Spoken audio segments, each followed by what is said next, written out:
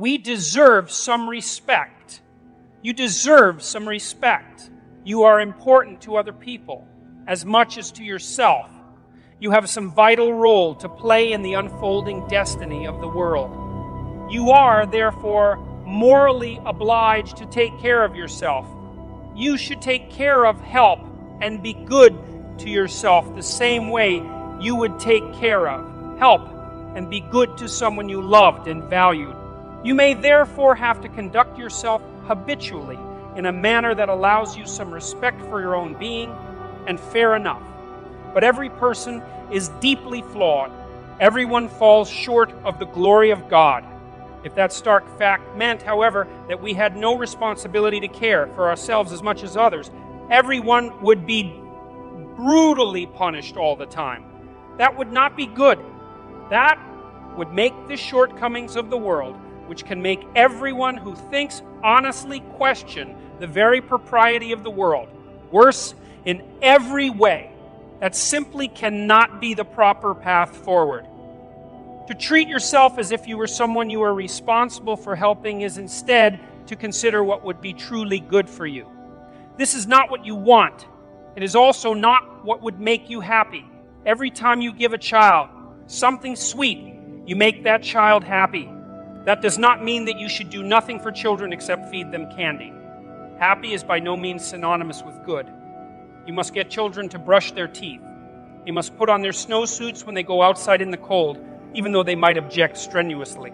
You must help a child become a virtuous, responsible, awake being, capable of full reciprocity, able to take care of himself and others, and to thrive while doing so. Why would you think it acceptable to do anything less for yourself? You need to consider the future and think, what might my life look like if I were caring for myself properly? What career would challenge me and render me productive and helpful so that I could shoulder my share of the load and enjoy the consequences? What should I be doing when I have some freedom to improve my health, expand my knowledge, and strengthen my body? You need to know where you are so you can start to chart your course. You need to know who you are so that you understand your armament and bolster yourself in respect to your limitations. You need to know where you are going so that you can limit the extent of chaos in your life, restructure order, and bring the divine force of hope to bear on the world. You must determine where you are going so that you can bargain for yourself, so that you don't end up resentful, vengeful, and cruel. You have to articulate your own principles so that you can defend yourself against others taking inappropriate advantage of you, and so that you are secure and safe while you work and play. You must discipline yourself carefully. You must keep the promises you make to yourself and reward yourself so that you can trust and motivate yourself. You need to determine how to act toward yourself so that you are most likely to become and to stay a good person. It would be good to make the world a better place. Heaven, after all, will not arrive of its own accord. We will have to work to bring it about and strengthen ourselves so that we can withstand the deadly angels and flaming sword of judgment that God used to bar its entrance. Don't underestimate the power of vision and direction. These are irresistible forces, able to transform what might appear to be unconquerable obstacles into traversable pathways and expanding opportunities. Strengthen the individual. Start with yourself. Take care with yourself. Define who you are. Refine your personality. Choose your destination and articulate your being. As the great 19th century German philosopher Friedrich Nietzsche so brilliantly noted, he whose life has a why can bear almost anyhow. You could help direct the world on its careening trajectory, a bit more toward heaven and a bit more away from hell. Once having understood hell, researched it, so to speak, particularly your own individual hell, you could decide against going there or creating that. You could aim elsewhere. You could, in fact, devote your life to this. That would give you a meaning with a capital M. That would justify your miserable existence. That would atone for your sinful nature and replace your shame and self-consciousness with the natural pride and forthright confidence of someone who has learned once again to walk with God in the garden. You could begin by treating yourself as if you were someone you were responsible for helping. You're going to have to put some effort into your life. And you need to be motivated to do that. And so what are the potential sources of motivation? Well, you could think about them in the big five manner. You know, if you're extroverted, you want friends. If you're agreeable, you want an intimate relationship. If you're disagreeable, you want to win competitions. If you're open, you want to engage in creative activity. If you're high in neuroticism, you want security. Okay, so those are all sources of potential motivation that you could draw on, that you could tailor to your own, your own personality. But then there are dimensions that you want to consider your life across. And so we ask people about, well, if you could have your life the way you wanted it in 3 to 5 years, if you were taking care of yourself properly, what would you want from your friendships? What would you want from your intimate relationship? How would you like to structure your family? What do you want for your career? Well, how are you going to use your time outside of your job? And how are you going to regulate your mental and physical health, and maybe also your drug and alcohol use? Because that's a good place to auger down, because alcoholism, for example, wipes out, 5 to 10% of people. So you want to keep that under control.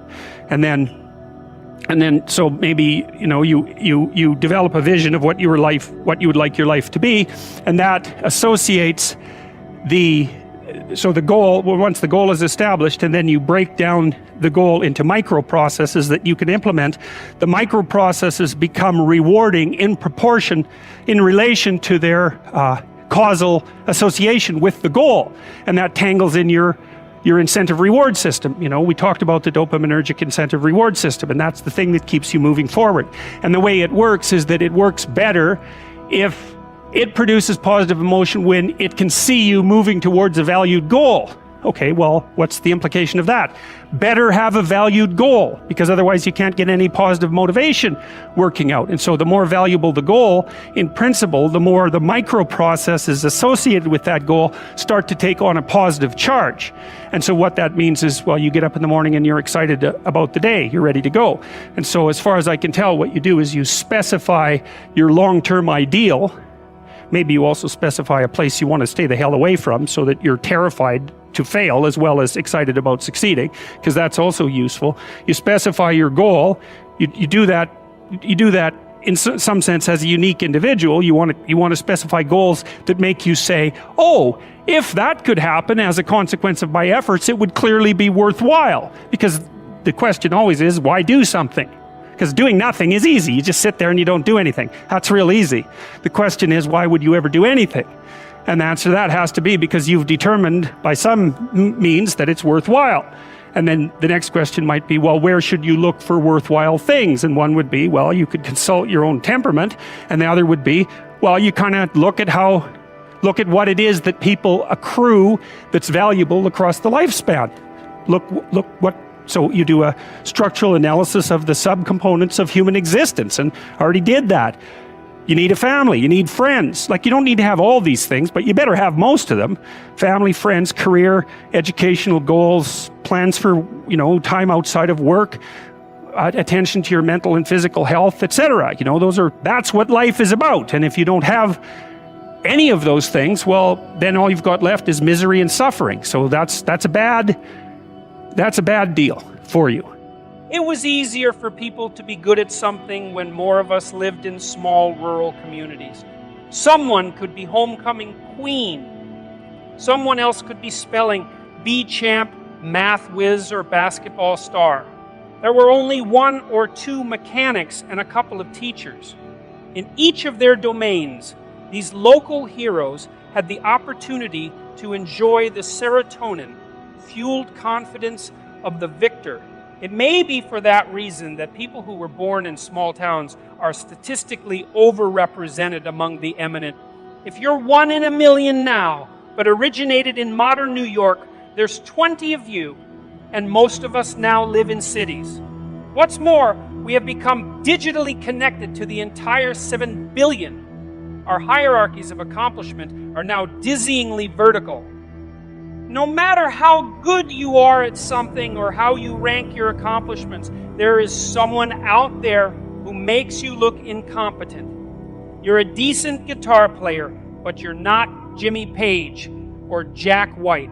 You're almost certainly not even going to rock your local pub. You're a good cook, but there are many great chefs.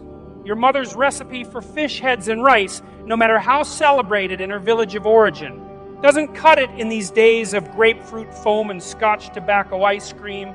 Some mafia don has a tackier yacht.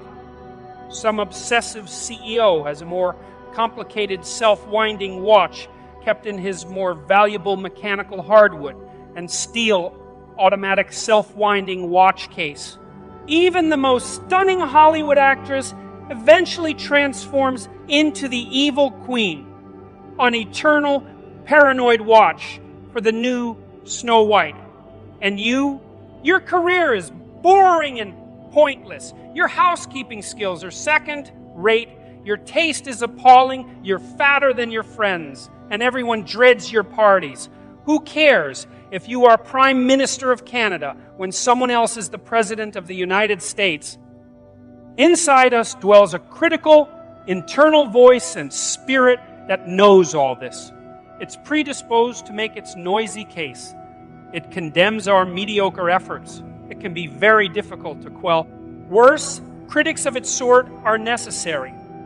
There is no shortage of tasteless artists, tuneless musicians, poisonous cooks, bureaucratically, personality disordered middle managers, hack novelists, and tedious ideology-ridden professors. Things and people differ importantly in their qualities. Awful music torments listeners everywhere. Poorly designed buildings crumble in earthquakes. Substandard automobiles kill their drivers when they crash. Failure is the price we pay for standards, and because mediocrity has consequences both real and harsh, standards are necessary. We are not equal in ability or outcome, and never will be. A very small number of people produce very much of everything. The winners don't take all, but they take most, and the bottom is not a good place to be. People are unhappy at the bottom. They get sick there and remain unknown and unloved. They waste their lives there. They die there. In consequence, the self-denigrating voice in the minds of people weaves a devastating tale. Life is a zero-sum game. Worthlessness is the default condition. What but willful blindness could possibly shelter people from such withering criticism? It is for such reasons that a whole generation of social psychologists recommended positive illusion as the only reliable route to mental health. Their credo, let a lie be your umbrella. A more dismal, wretched, pessimistic philosophy can hardly be imagined. Things are so terrible that only delusion can save you. Here is an alternative approach, and one that requires no illusions. If the cards are always stacked against you, perhaps the game you are playing is somehow rigged, perhaps by you, unbeknownst to yourself. If the internal voice makes you doubt the value of your endeavors, or your life, or life itself, perhaps you should stop listening. If the critical voice within says the same denigrating things about everyone, no matter how successful, how reliable can it be? Maybe its comments are chatter, not wisdom. There will always be people better than you. That's a cliche of nihilism, like the phrase, in a million years, who's going to know the difference? The proper response to that statement is not, well, then everything is meaningless. It's any idiot can choose a frame of time within which nothing matters. Talking yourself into irrelevance is not a profound critique of being. It's a cheap trick of the rational mind. Pick up your damn suffering and bear it. And try to be a good person so you don't make it worse. Well, that's a truth. You know, I read a lot about the terrible things that people have done to each other. You just cannot even imagine it. It's so awful. So you don't want to be someone like that. Now, do you have a reason to be? Yes! You have lots of reasons to be. God, there's reasons to be resentful about your existence. Everyone you know is going to die. You know, you too. And there's going to be a fair bit of pain along the way, and lots of it's going to be unfair. It's like, yeah, no wonder you're resentful. It's like, act it out and see what happens. You make everything you're complaining about infinitely worse. There's this idea that hell is a bottomless pit, and that's because no matter how bad it is, some stupid son of a bitch like you could figure out a way to make it a lot worse. So you think, well, what do you do about that? Well, you accept it. That's what life is like. It's suffering. That's what the religious people have always said. Life is suffering. Yes. Well, who wants to admit that? Well, just think about it. Well, so what do you do in the face of that suffering?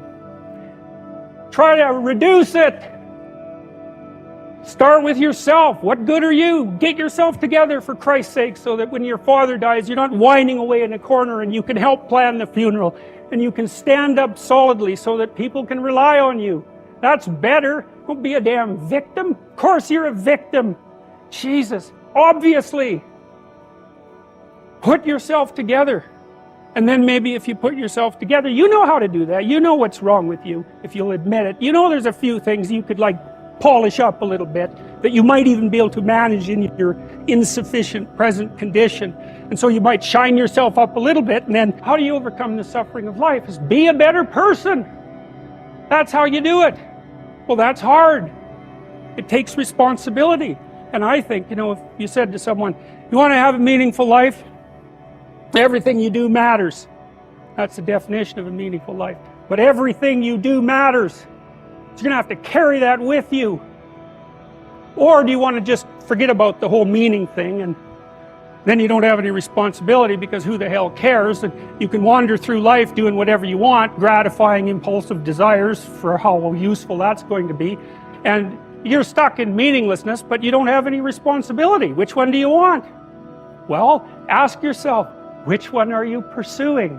And you'll find very rapidly that it isn't the majority of your soul that's pursuing the whole meaning thing, because, well, look what you have to do that. You have to take on the fact that life is suffering. You have to put yourself together in the face of that. In my own periods of darkness, in the underworld of the soul, I find myself frequently overcome and amazed by the ability of people to befriend each other, to love their intimate partners and parents and children, and to do what they must do to keep the machinery of the world running. I knew a man injured and disabled by a car accident who was employed by a local utility.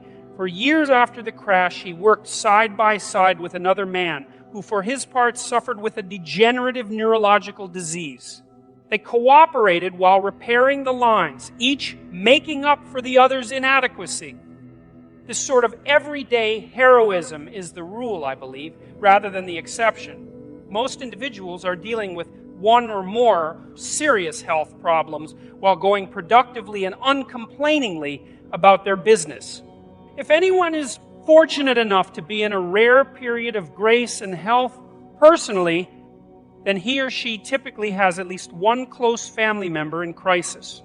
Yet people prevail and continue to do difficult and effortful tasks to hold themselves and their families and society together. To me, this is miraculous, so much so that a dumbfounded gratitude is the only appropriate response. There are so many ways that things can fall apart or fail to work altogether, and it is always wounded people who are holding it together. They deserve some genuine and heartfelt admiration for that. It's an ongoing miracle of fortitude and perseverance. In my clinical practice, I encourage people to credit themselves and those around them for acting productively and with care, as well as for the genuine concern and thoughtfulness they manifest towards others. People are so tortured by the limitations and constraint of being that I am amazed they ever act properly or look beyond themselves at all. But enough do so that we have central heat and running water and infinite computational power and electricity and enough for everyone to eat, and even the capacity to contemplate the fate of broader society and nature, terrible nature itself. All of that complex machinery that protects us from freezing and starving and dying from lack of water tends unceasingly towards malfunction through entropy, and it is only the constant attention of careful people that keeps it working so unbelievably well. Some people degenerate into the hell of resentment and the hatred of being, but most refuse to do so, despite their suffering and disappointments and losses and inadequacies and ugliness. And again, that is a miracle for those with the eyes to see it. Humanity, in toto, and those who compose it as identifiable people deserve some sympathy for the appalling burden under which the human individual genuinely staggers, some sympathy for subjugation to mortal vulnerability, tyranny of the state, and the depredations of nature. It is an existential situation that no mere animal encounters or endures, and one of severity such that it would take a God to fully bear it. It is this sympathy that should be the proper medicament for self-conscious self-contempt, which has its justification, but is only half the full and proper story. Hatred for self and mankind must be balanced with gratefulness for tradition and the state and astonishment at what normal, everyday people accomplish, to say nothing of the staggering achievements of the truly remarkable. If you want to know something about yourself, sit on your bed one night and say to yourself, you got to mean this. Like, you got to be desperate. This is no game, this. It's like, my life is not everything I want it to be, and perhaps it's not everything that I need it to be. And by need, I mean my life is so unbearable that the suffering that's attendant upon that is make me nihilistic, cynical, bitter, resentful, homicidal, genocidal, unable to have a good relationship, prone to punish people for their virtues because of my jealousy, driving the proclivity to see evil everywhere except within my own heart. Like, these are problems, man.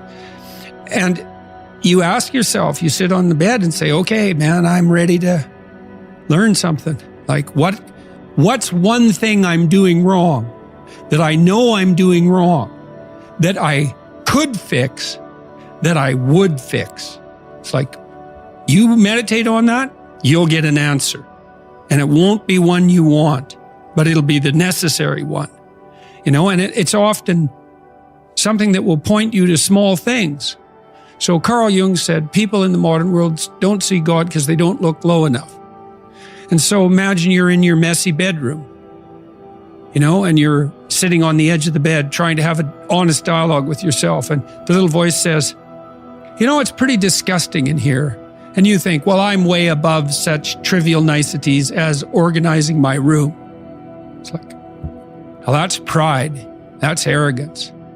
If you're above organizing what's actually yours, how in the world are you ever going to organize anything else? And so you get on your knees and you think, well, it's time to, you know, take a brush to the toilet. And maybe that's where you start. And that works. Like, that works. You start making those micro improvements, like real micro improvements, real on the ground, actual micro improvements to things you know that are wrong, you'll improve unbelievably rapidly.